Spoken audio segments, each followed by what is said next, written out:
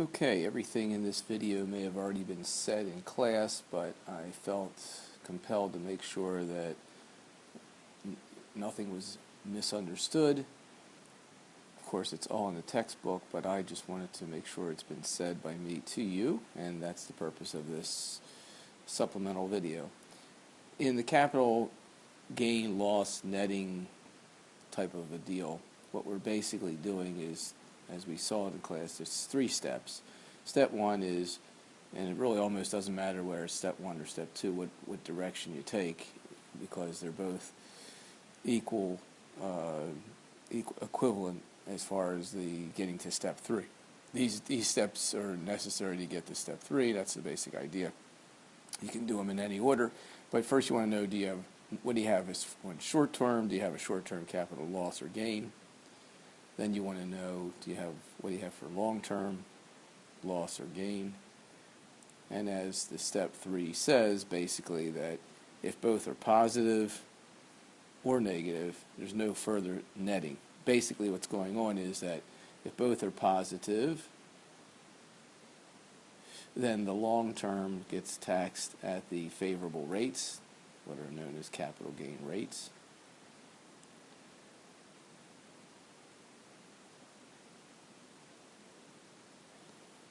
And the short term gets taxed at, and this you should know. So before I tell you, you should be able to say, oh, the short term gets taxed at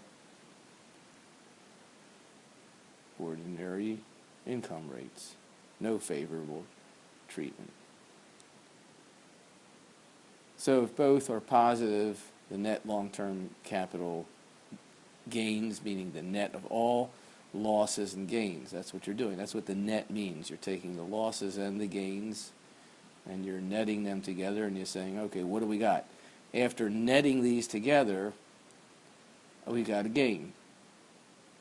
So it gets taxed at capital gain rates. If you net these together, and you also get positive, because remember, this is where we have it all positive, both of them. If after netting this one together, the short term, you wind up getting a net gain. So together, the long term and the short term add up to a gain. The long term gets taxed at these capital gain rates, and the short term amount gets taxed at the ordinary rates. By the same token, I guess you can now figure that the opposite end of the spectrum is if the long term gains and losses net to a loss, and the short term gains and losses also net to a loss. There's no step 3 because they're both losses. And now how are they treated?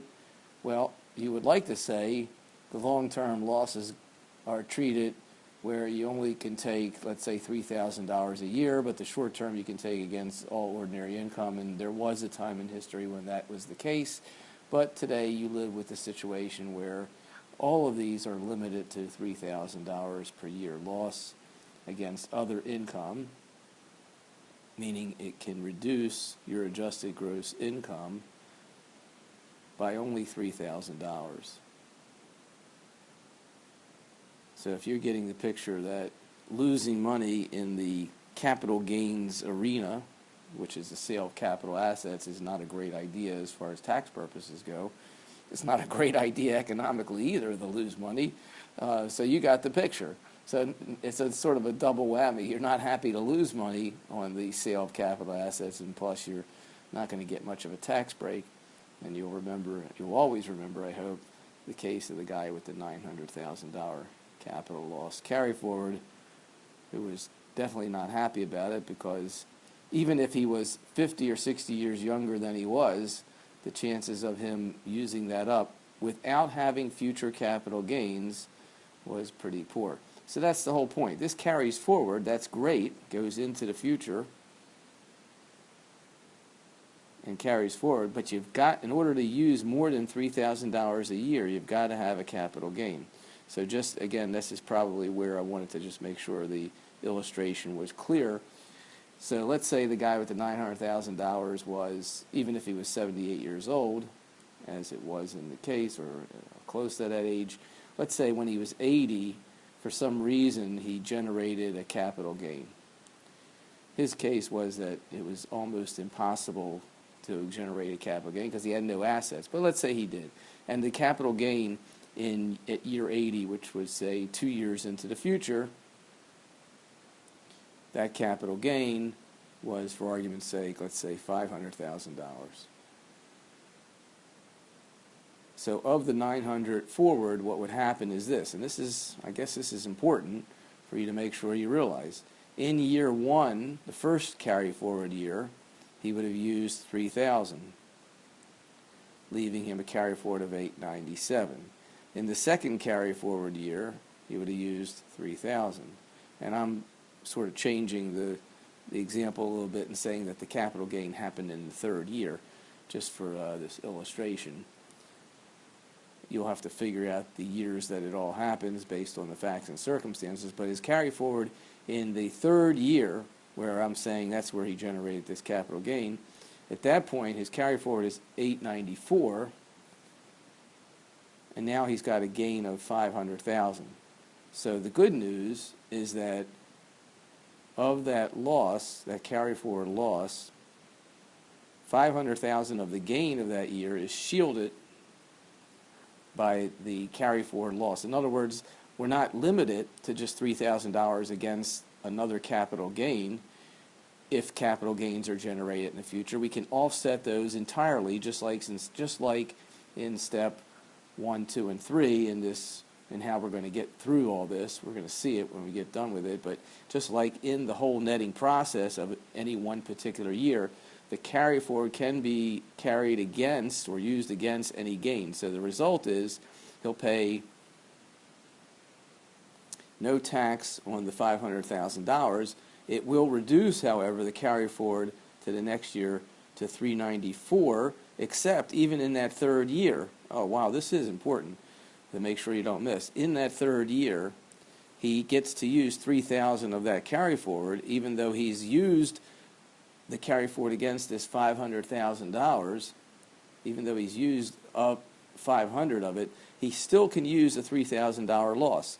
So if I was asking you the question like this, year 1, he had a $900,000 carryover. Year 2, he didn't use anything, no capital gain. Year 3, he finally had a capital gain of $500K. Now what happens? And the question would be, what is the carryover to year 4? So the carryover in this example is, since he used this much of the carry forward after netting the capital gain against the carry forward carried to year 3 up here, which is reduced by $6,000 that was used in these 2 years, his carry forward in year 4 is now 391. It's important that you see that. If you don't, go back, rewind the tape. I think I did a pretty good job of explaining it.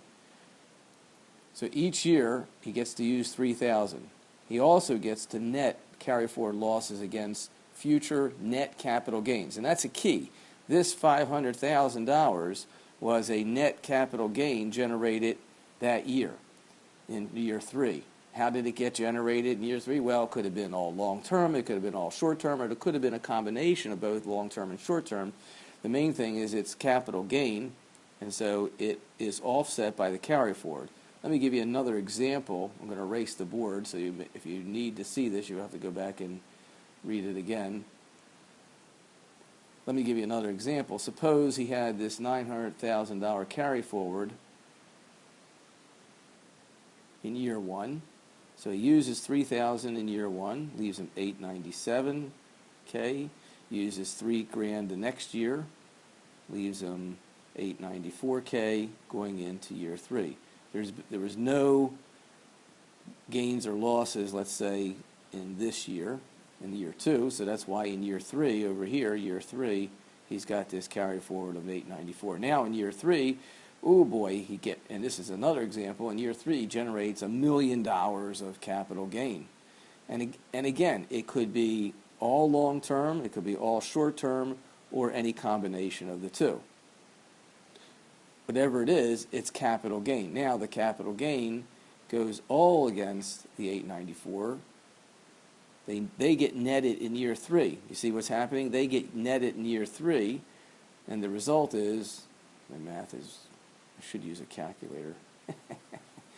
But I'll defer and take a risk.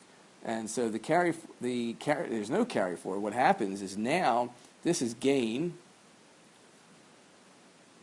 This is the loss that offsets all but this. So this is the net gain in year 3. This is the net gain after netting the current gain, which is here, against the carry forward, which is here.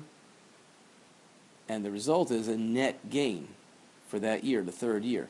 So he'll pay tax on this, and the rate he'll pay will be dependent upon what kind of gain is it. Is it a net long-term gain or a net short-term gain, or if it's a combination of both, then he'll have to break it down between ordinary income tax and capital gain tax based on the difference between the two.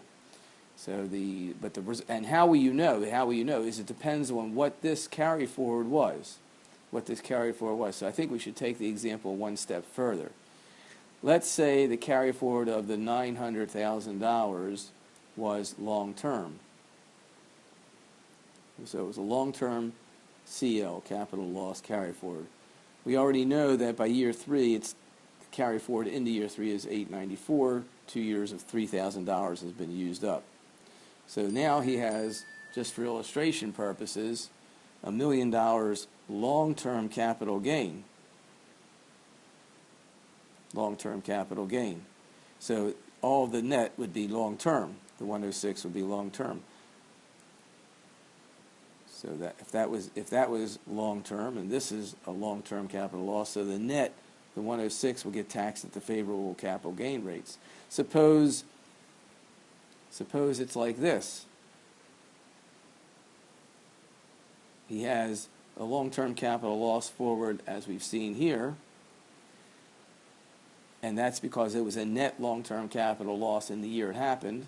It was either all long-term or it netted out at long-term, doesn't matter.